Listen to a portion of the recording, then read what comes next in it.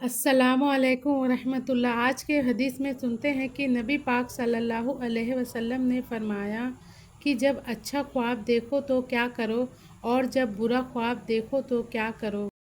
بسم اللہ الرحمن الرحیم۔ حضرت ابو ہریرہ رضی اللہ تعالیٰ عنہ کہتے ہیں کہ حضرت محمد رسول اللہ صلی اللہ علیہ وسلم نے فرمایا، جب کوئی اچھا خواب دیکھیں سمجھ لے کہ یہ خدا کی طرف سے ہے اور اس کو بیان نہ کریں اور خدا کی اس پر تعریف بیان کرے، اور اگر برا خواب دیکھے تو سمجھ لے کہ وہ شیطان کی طرف سے ہے، اس کو کسی سے بیان نہ کرے اور اس کی برائی سے پناہ مانگے، کسی سے ذکر بھی نہ کریں، اس کو تقسیم نہ دے گا۔ یہاں پر کیا بتایا گیا ہے کہ جب اچھا خواب آئے تو اسے کسی سے بھی بیان نہ کریں اور اس پر اللہ تعالیٰ کی حمد و ثنا کریں، اور اگر برا خواب آئے تو اس سے بھی کسی سے شیئر نہیں کرنا اور اس کی برائی سے پناہ مانگنا ہے، کسی سے بھی ذکر کرنے کی یہاں پر ممانعت کر دی گئی ہے۔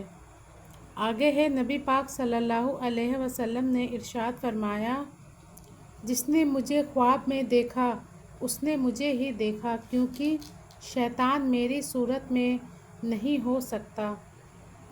ایک اور ہے حدیث جو یہ تینوں حدیث صحیح بخاری میں ہی موجود ہے۔ یہ تیسری حدیث پڑھ رہی ہوں، اس سے پہلے 2 حدیثیں پڑھی، یہ بھی صحیح بخاری میں ہی موجود ہے۔ بسم اللہ الرحمن الرحیم۔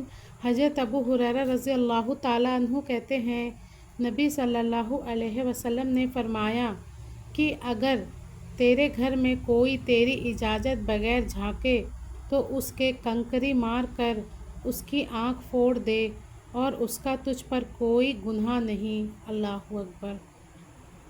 کسی کے گھر پر جھانکنا بہت ہی سخت منع کرا گیا ہے۔ اللہ کے رسول نے یہاں تک فرما دیا کہ اگر کوئی تیرے گھر پر جھانک رہا ہے تو اس کی آنکھ کو تو پھوڑ سکتا ہے، اس پر تجھے کوئی گناہ بھی نہیں ہے۔ اللہ تعالیٰ ہمیں ایسی برائیوں سے بچائے۔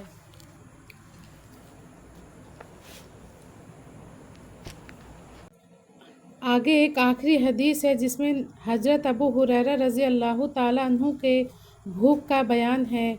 یہ بھی صحیح بخاری ہی میں کھانے پینے کے بیان کے باب میں ہے۔ بسم اللہ الرحمن الرحیم۔ حضرت ابو ہریرہ رضی اللہ تعالیٰ عنہ کہتے ہیں، ایک بار بھوک کی وجہ سے مجھ کو بڑی تکلیف پہنچی اور اسی حالت میں میری ملاقات حضرت عمر رضی اللہ تعالیٰ عنہ سے ہوئی۔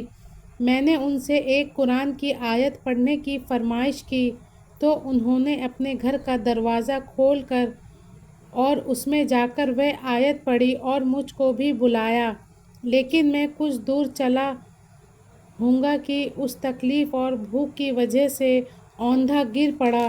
اتنے میں کیا دیکھتا ہوں کہ حضرت نبی صلی اللہ علیہ وسلم میرے سرہانے تشریف رکھتے ہیں۔ مجھ کو اٹھا کر فرمایا، ابو ہریرہ رضی اللہ تعالیٰ عنہ۔ میں نے عرض کیا، جی۔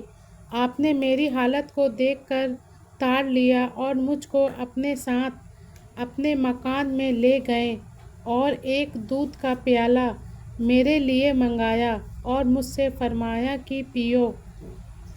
میں نے کچھ پیا۔ آپ نے فرمایا کہ اور پیو۔ میں نے اور پیا۔ آپ نے فرمایا کہ اور۔ میں نے خوب پیٹ بھر کر پیا اور میرا پیٹ تیر کی طرح تن گیا۔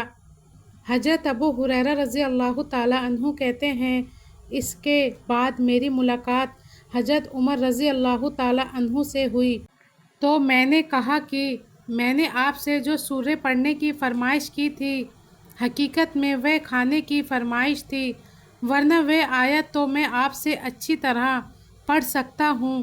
حضرت عمر رضی اللہ تعالیٰ عنہ نے فرمایا، اللہ کی قسم اگر میں سمجھ لیتا تو اتنی خوشی سرخ اونٹوں کے ملنے سے نہ ہوتی جتنی تمہارے کھانا کھلانے سے ہوتی۔